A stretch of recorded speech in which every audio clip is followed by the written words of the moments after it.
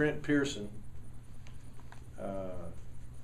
better known as Frank, on our practice field, who's been keeping the clock for at least 4 years, maybe 5.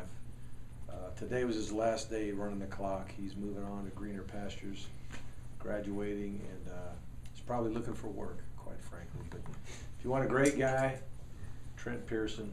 I've called him Frank for 4 years, but I got it right today. And no, he's a great kid. So I just want to make sure we knew that. One of our managers are awesome. Our managers are so great, we letter those guys. They become lettermen because of the work they do, so they do mean a lot to this program. Matter of fact, when I first got here, I realized that was the tradition here, and I thought, you know what?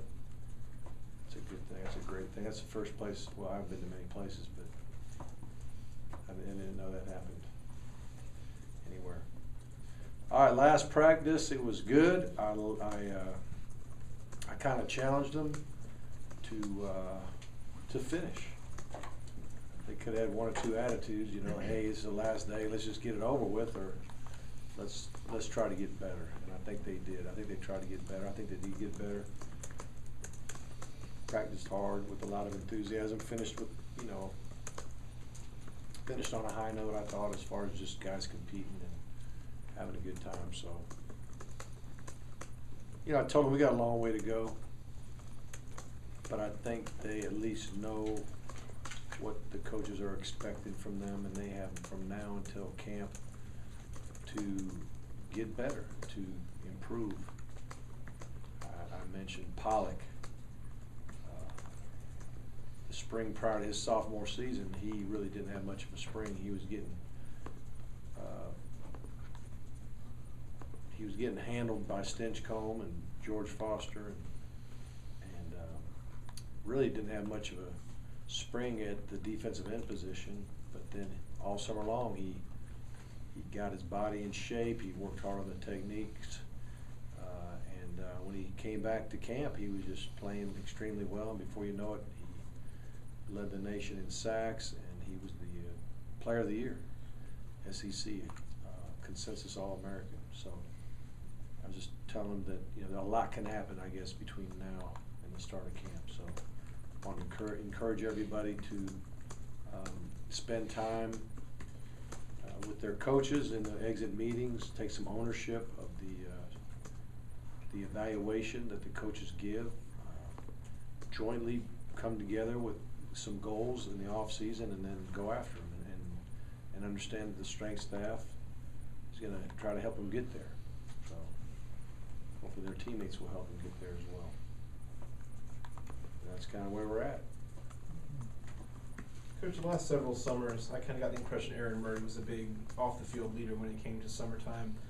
With him moving on, who do you kind of expect or want to see step into that role and keep the team? Well, our quarterbacks have to be that guy on offense, and usually their center is the guy with the offensive line. The QB kind of handles the skill guys, the center kind of handles the offensive line, and then you need, you know, some linebackers and to step up, and you know, somebody on the D line, somebody in the perimeter. You know, at least one guy from each segment to kind of take on the mantle. And I'm not 100% sure, you know, who's going to jump in and fill those roles, but one thing that will be different is this is the first year in a long time that all activity, you know, strength and conditioning activity is mandatory now.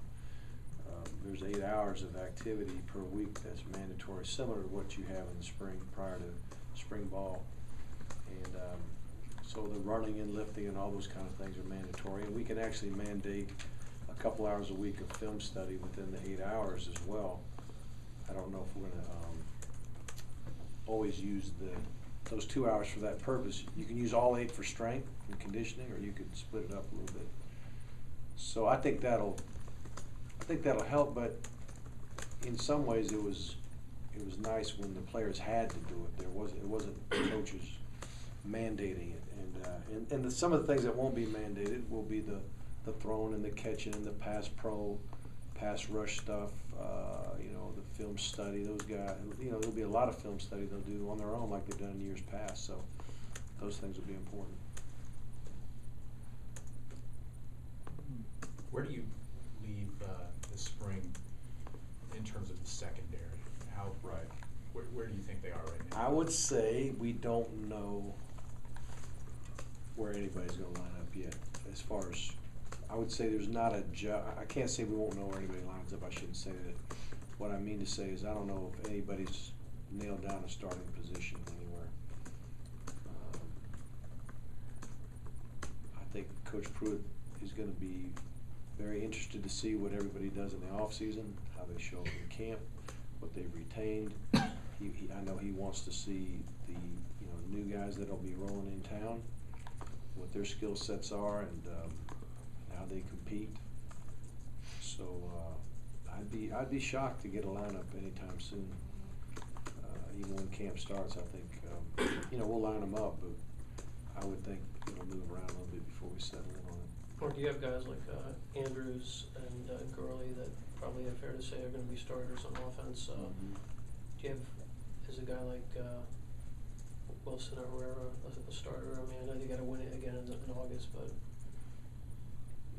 I'm not going to sit here and say for sure anybody on defense right now, because I'm not 100% sure.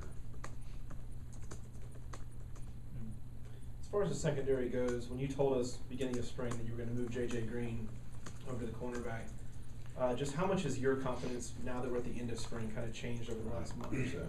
Well, Coach Pruitt, I'm sorry. Let's go. Coach Pruitt actually played him more in the nickel and wanted him to learn that one spot. I'm trying to think if he had much work at all as a corner on the outside. So he played mostly the nickel, which is a cornerback playing that same linebacker position basically. And so I think he did a pretty good job there. He's very tough and physical in run support. He's an instinctive football player. He's smart. I think he picked it up quickly. I don't think there's much doubt he'll help us. And I'm pretty certain he'll stay on that side of the ball. And Trammell, is he pretty certain? You to know stay on what? defense? I would say yes right now. I would say yes. I thought he made progress. It was, it was slow progress early on, but and then he had a little hamstring here at the end. But he's just, the healthier he gets and the more he learns, the more we'll find out, really what he's capable of. I know you have to balance, getting the guys in the right spots with, not moving guys around too much in their careers. Is he at that stage where he's, would be doing it too much? He's still young, but I think he'll be fine. I remember Mikey Henderson. Gosh, I don't know when we moved him. It was probably in his 4th year or something. He was playing corner most of his career, and then we took a spring and let him learn wide receiver, thinking he could go back at any time to play corner, and then he ended up sticking at wide receiver and playing really big for us. So I don't know if it's ever too late. I mean, I would think the last season would be tough, but gosh, I had a college roommate who moved from tight end to tackle his last season of his 5th year basically, and ended up being the 2nd pick of the 3rd pick of the 2nd round. Had an offensive line position when he played tight end his whole college career basically. So I don't know if it's ever too late. You had Quavon Hicks running tight end a lot this spring, just to kind of fill bodies that were needed over there. But has he shown you that he might continue that position once you get? I think so. I think Quavon, he's got a ways to go in route running and all that, but he's done some good things running routes and catching the ball. It's definitely not polished there, but he's proved to be able to put his hand on the ground on that line of scrimmage and pass pro and run block pretty darn good. So, and just learning what to do. He did a pretty good job, and part of it is that the what we call the F position is a fullback, but it's also a tight end. The fullback's out. The F is the tight end in a 3 receiver set. So a lot of times that F will run the same route, sometimes from a fullback position, sometimes from a tight end position or a tight end alignment. And so there's a little bit of carryover there, so that probably helped him some. But there was a lot to learn, and considering he just started doing it, I thought he did pretty good. what do you think about the quarterbacks, two guys in particular after Hudson in terms Yeah. of, do you have a guy that's gonna head into the summer as number two? You know, you'd have to ask Mike, or I don't know if you asked Mike on that, but I don't know if we have an answer for that right now. There's probably some days we thought it might be Bryce. There's probably some days we thought it'd be Fatone. I don't know if that's been settled. I would say no, but I don't want to. Mike may have a different opinion. I've not sat down and talked to him about that. I know you may not have an answer for this either, but in regards to, since this is the last press conference, in regards to the four guys, Trey Matthews and James Lowe, Right. how have they responded this spring since all that went down, as far as some of the expectations you have put on them to They've get back, I guess? to this point, they've done pretty good. They've handled the discipline when I've given them to this point. Probably a little bit more before it's over, and I'll let you all know when. If, Mhm. maybe I will, maybe I won't. I don't know. But if there's something to announce, I'll announce it. To this point, they've at least done what I've asked them to do. How important has that been for you to see that? Oh, that's big. I mean, the goal in discipline is to change behavior for the better. And to this point, they're behaving. They've behaved well lately, so hopefully they'll continue.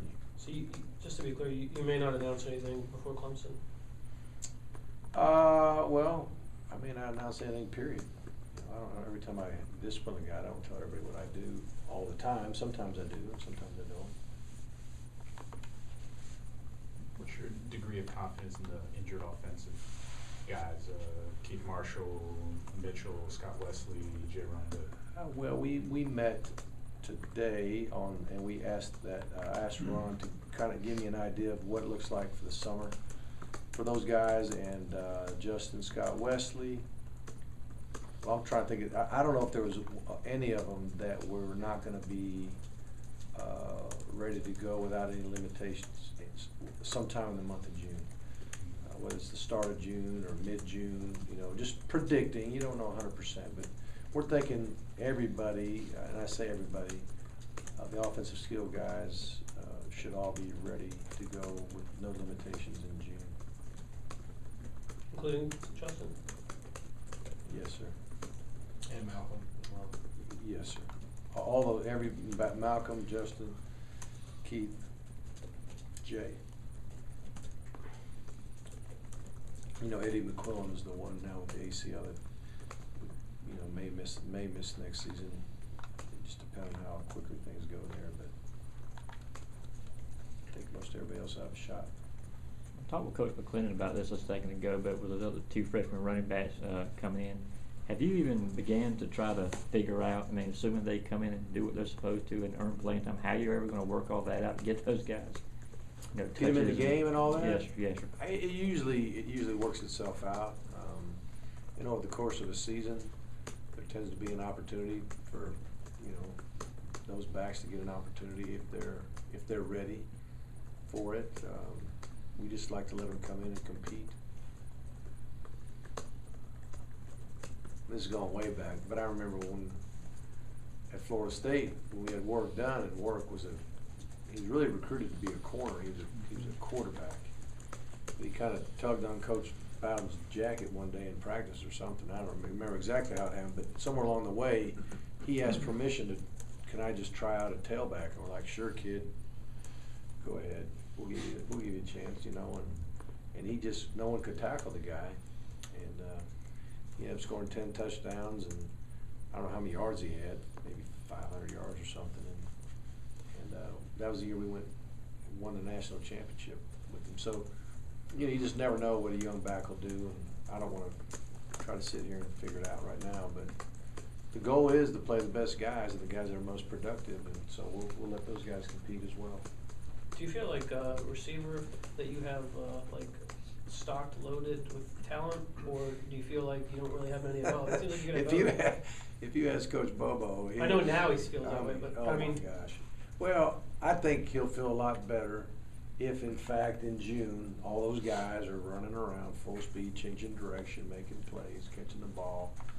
I think his blood pressure will go down considerably. But right now, I can tell you he's not in a good way when it comes to that. You've moved a couple of guys from offensive skill to the secondary, could you potentially look at moving someone from the secondary back over there? I wouldn't count it out, but right now, I wouldn't sit here and say we're pegging somebody for that purpose, but, you know, we're gonna have our exit meetings, we're gonna talk, we really haven't sat and talked personnel since the second scrimmage. And, I was just gonna let the coaches work on their, exit meeting, sheets with the players, and then, after all that's said and done, and I collect those, I wanna talk personnel and see what everybody thinks, where everybody is. Time one more? All right, gents. Thank you.